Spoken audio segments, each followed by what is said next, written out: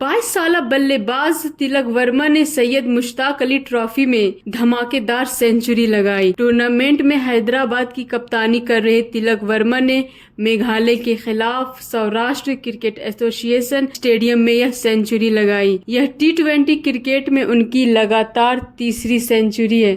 तिलक वर्मा ने हाल ही में south Africa में लगातार 2 T20 इंटरनेशनल सेंचुरी लगाई थी। शनिचर को उन्होंने सिर्फ 67 गेंदों पर 151 रन की पारी खेली।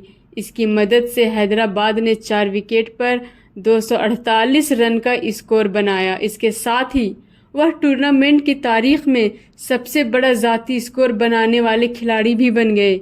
इससे पहले यह रिकॉर्ड मुंबई के श्रेयस अय्यर के नाम था। श्रेयस अय्यर ने 147 रन की पारी खेली थी। तिलक वर्मा ने अपनी पारी में 14 चौके और 10 छक्के लगाए। वह नंबर 3 पर बैटिंग करने उतरे और सिर्फ 28 गेंद पर अपनी हाफ सेंचुरी पूरी की।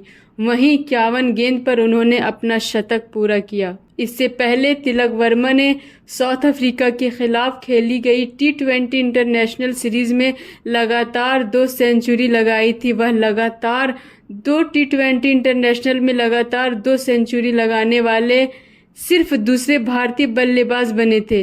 उन्होंने संजू सैमसन के रिकॉर्ड की बराबरी की थी। तिलक वर्मा को प्लेयर ऑफ द सीरीज चुना गया था।